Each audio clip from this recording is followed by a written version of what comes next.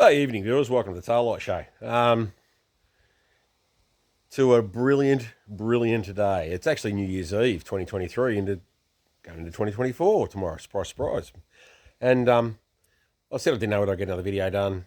Here I am.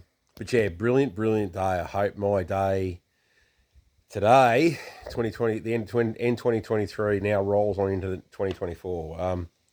Because I finally got it back on the road. And it is fucking awesome. 3 months of, I won't say hassles working on it. I've had multiple hassles with it, some big, some small, some self-inflicted, some not. Even today, I had hassles with it. But yeah, just everything that has been going on the last few months with my health and family health and other problems, just dealing with other crap, has culminated in, finally getting this thing done. As you know, I was carred out there for a bit and I had enough. And in all honesty, 2 weeks ago, I was going to burn this thing. But I think I've fallen in love again. Kim's my first love, but yeah. I spent half a day on it the other week, a week ago, and got the side put back in the box. Spent another half a day doing bits and pieces on it. And then I spent 3 days trying to get it running. Some self-inflicted, some not. I actually flooded it really badly and had a myriad of problems. And in the process of doing that, pumped, I reckon, half a litre, if not more, of petrol into the sump, which is not good. Didn't realise I'd done it. And then got it going and had next to no oil pressure, which is pretty normal in a flathead anyway. But you pull a dipstick out and it smelled like petrol on you straight away. In some ways, it probably wasn't a bad thing because it washed the hell out of the inside of this engine, I can tell you now. But it needed an oil change anyway. So I put really good oil in it. I put some Morey's oil stabiliser in it. If you're looking to boost your oil pressure or you're looking to make an old gearbox, not a new gearbox, don't do this on a new gearbox, old school gearbox, or an engine that's a bit worn or whatever. If you're looking to try and boost some oil pressure, or you're looking trying to make a gearbox shift smoother and whatever, Morey's heavy duty oil stabilizer. It's fucking awesome shit, I tell you. So this thing now at idle, when it's cold, it's got 50 pound of oil pressure in it. When it's hot at 180 degrees, it's got like 35 pound of oil pressure in it, which is for a used flathead is friggin' unbelievably good.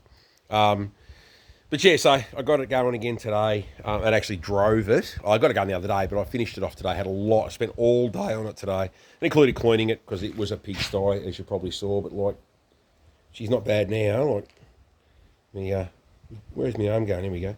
My grey wheels look awesome. Look how deep dish they look now, with the that new grey paint on them. They look bloody awesome. So, really happy with the old girl.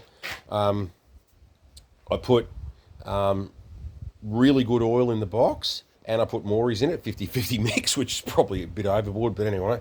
And I can't believe how good it drives, considering it doesn't have the little tabs in it to align the synchro rings in it. So you got to double clutch it, but I spoke about that in my other video when it was parked across the carport here, and I said if I've got to double clutch it, I've got to double clutch it and just see what happens. It drives better now than what it did when I first got the car, and then obviously it progressively got worse, but it drives better now than what it did then. So you got to drive it like a non-synchro box, but you can actually get away with just driving it like a normal car if you really take your time with it. And remember, it's an 82-year-old car, it's not an 8-minute-old car, and you can't hurry it.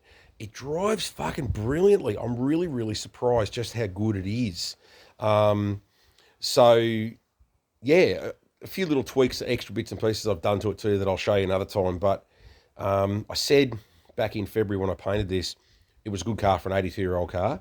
It's an even far better car now. It's bloody brilliant. It's beautiful to drive. And yeah, I'm really blown away with it. So yeah, I think I've fallen in love with it again. But one little thing I'm going to show you.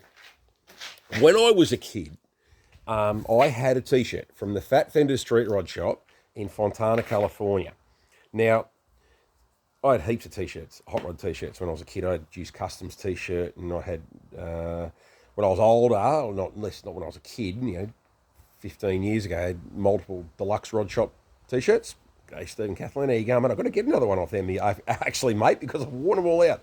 Anyway, when I was a kid, I had a Fat Fender Street Rod t-shirt. It had a yellow 38, 37 or 38 Ford. I think it was the 38 standard, actually, but it might have been a 37, I can't remember, on it. And the fat was written in the letters with sort of these big blobs on the bottom of it, like all, it was all obese and it all run down, a bit like me.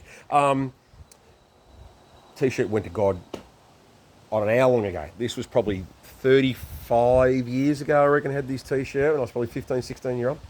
Anyway, I was telling Kim about it. I said, how cool would it be? I finally got my hot rod and it's a fat fendered Ford. Always wanted a fat fender Ford. How good would it be to have that t-shirt? Well, bugger me. I don't know how she did it. She went searching around. She didn't find me a t-shirt. But have a look what she found. Now, okay, the Ford on the front of it is now red, not yellow. But somehow she found new old stock of the Fat Fender Street Rod shop, Fontana, California. Their friggin' sticker, their decal. I couldn't fucking believe it when she gave it to me today. She said, here you go, you got your car going again now and you're falling in love with it. You better put this on it. My eyes let my dinner plates. I couldn't believe it. I couldn't believe what I was seeing. I don't know how she found them. I don't know where she found them. But obviously she loves me. So, yeah. So when you see me cruising around in my Fat Fendered Ford and you see this sticker on the back window, the Fat Fender Street Rod shop in California, you're going to look at it and go, what the hell does that mean? Well, when Brett was a kid, Brett had a Fat Fender Street Rod shop t-shirt. Brett always wanted a hot rod. Brett's now got a hot rod, Fat Fender Ford. But Brett's got a Fat Fender Street Rod shop sticker on it. Yeah, really, really cool. And like I said, if this is how my 2023 winds out, then 2024 is going to be fucking awesome. I hope yours is too. Stay safe out there tonight, folks. Just remember, people are dickheads, and sometimes you've got to treat them accordingly, so stay safe. And we will definitely see you in 2024 with the escapades of what we do with this and things and bits and pieces and other cars that mates are racing soon. I didn't say anything, did I, Adam? Anyway, so yeah, stay safe, look after each other, have an awesome 2024, and hopefully you'll see us out there and about in this thing. And if you are, do the thumbs up and yell out the window, hey Brett, stay dull.